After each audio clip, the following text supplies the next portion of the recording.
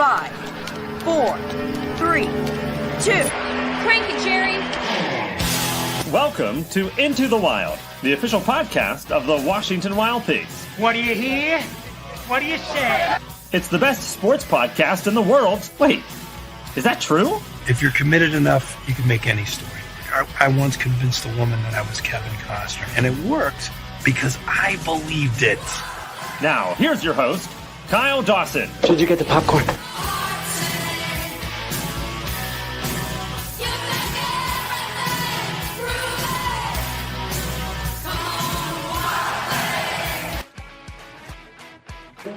Back on the Wild Things Baseball Network postgame show, I got my broom, if anybody is wondering. I went and stole it again. So here, this one doesn't say I have to return it to third base. It just says third base. So we're all right. I don't have to return this one. We can leave this one right where it is. 7-5 win for Washington here in the finale against the Mississippi Mud Monsters. The playoff magic number has been shrunk to 1.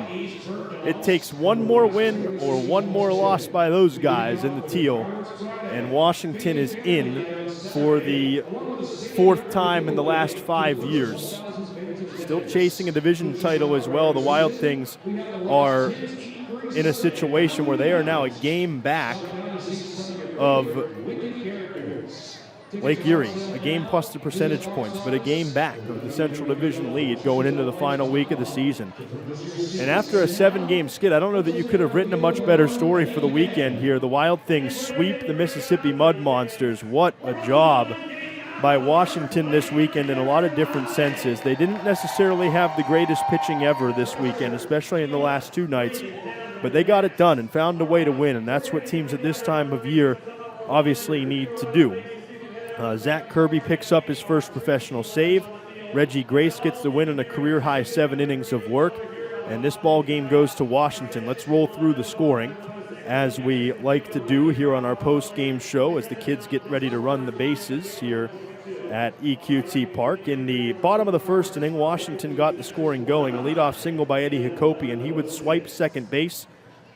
During the Pavin Parks plate appearance, he would eventually walk. Andrew Check was hit by a pitch, which loaded the bases, and a fielder's choice by Wagner LaGrange on a could-have-been double play ball that wasn't a double play ball brought in the game's first run. LaGrange picked up his 36th run batted into the year, made it 1-0 Washington. In the second, the Wild Things able to grab 2 more. Leadoff single by Ethan Wilder to second on a ground ball by Charles Mack to third on a line out to center by Kyle Edwards. Eddie Jacobian's single would bring home Wilder to make it 2-0. The next batter, Pavin Parks, a frozen rope out to right center field. The triple brought home Eddie Jacobian and made it 3-0 Washington. In the bottom of the third inning, Washington would add 3 more. RBI single by Charles Mack, a 2-run double by Kyle Edwards made it a 6-0 Washington lead. That is when Mississippi struck for 4 in the top of the 4th inning. Sac fly by Davis Bradshaw. 2-run homer by Victor Diaz, and on the very next pitch, Correll Paz went back-to-back for Mississippi. His 7th home run of the year made it a 6-4 ball game. Andrew Check's solo homer in the bottom of the 4th inning was a big home run in his career. His 86 ties Morgan Burkhart for 3rd all-time in Frontier League history with 86 home runs.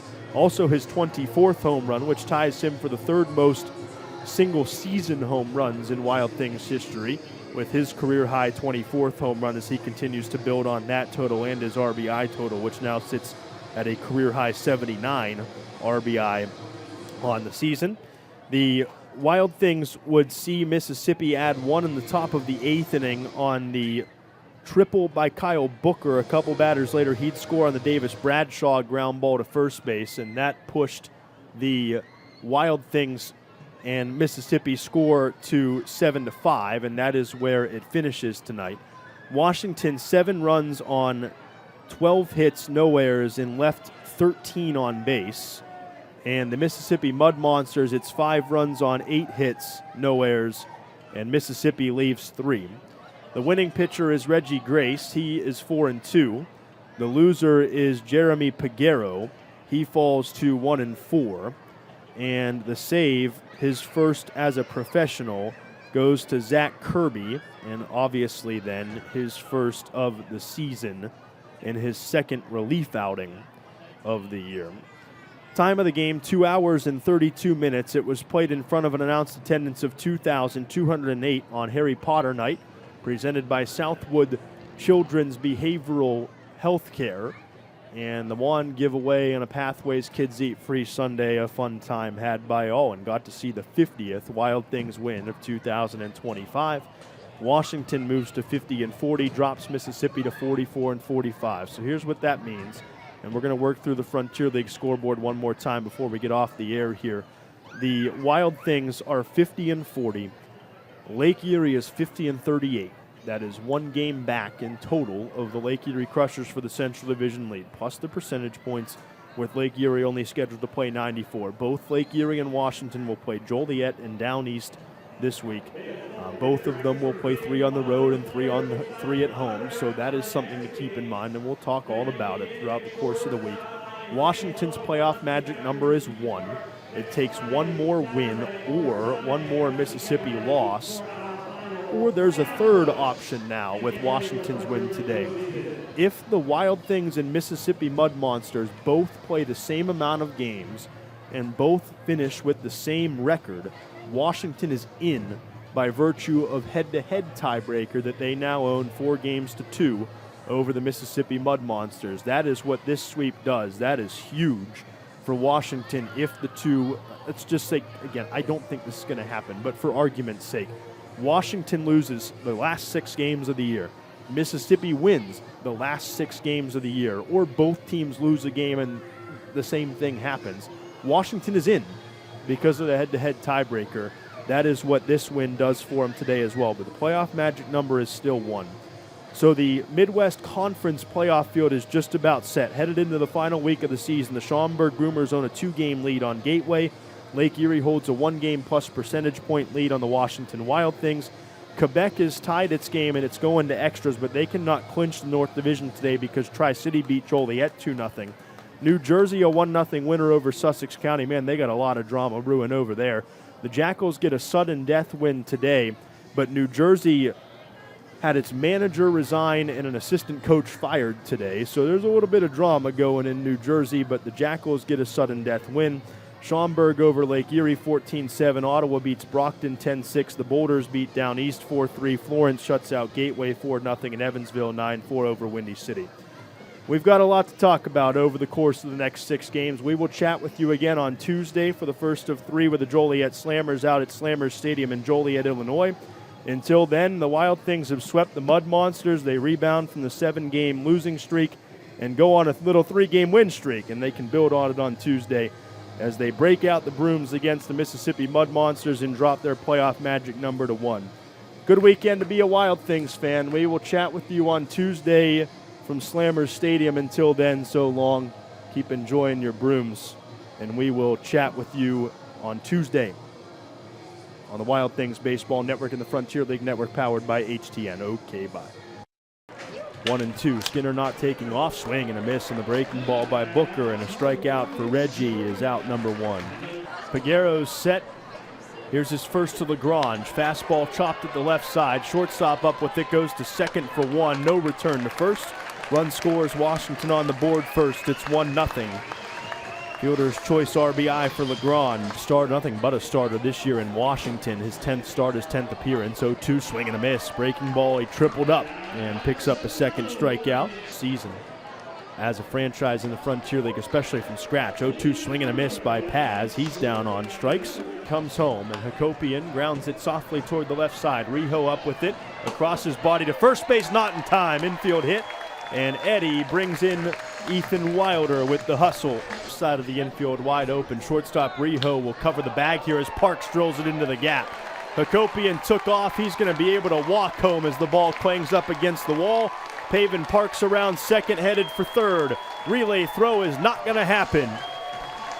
RBI triple for Pavin Parks. It's 3-0 Wild Things. 0-2. Swing and a miss by off speed. Fourth punch out for Grace, 2 away in the third. Pitch to Mack on the way. Lined out toward the right field corner for a base hit. Wagner Lagrange will be waved around. He's going to score. Wilder goes to third base. It's an RBI single for Mack. It's in a full count. The pitch home. Edwards lines it out toward left center field. That's down for a base hit. and it'll split the outfielders. Mack going to be waved around third. Throw goes in towards second. It's a 2-run double for Kyle Edwards. It is 6-0 Washington in the third. Payoff again to check from Bim. In the air to left field, hit well. Left fielder Booker back to the wall. It's gone. Morgan Burkhart has company. Andrew Check is tied for third in Frontier League history with his 86th career home run on his 24th home run of the season. Extends Washington's lead to 7-4. Shaw, here's his delivery, and it's Chase, swung on and missed for strike 3. Fifth punch out for Grace ends the 5th inning. And he picked, yes, got him at first. Rijo is less than thrilled with the call, and he's not going to win this argument. Pickoff throw for Kirby becomes the second out. Now all of a sudden Washington's a pitch away from the game ending. Kirby will wind an 0-2 to Updegrave with 2 outs. The pitch, swing and a miss. Washington sweeps the series, and the playoff magic number is down to 1 as Kirby earns his first professional save and Washington takes the finale 7-5. And so here, this one doesn't say I have to return it to third base, it just says third base. So we're all right. I don't have to return this one. We can leave this one right where it is.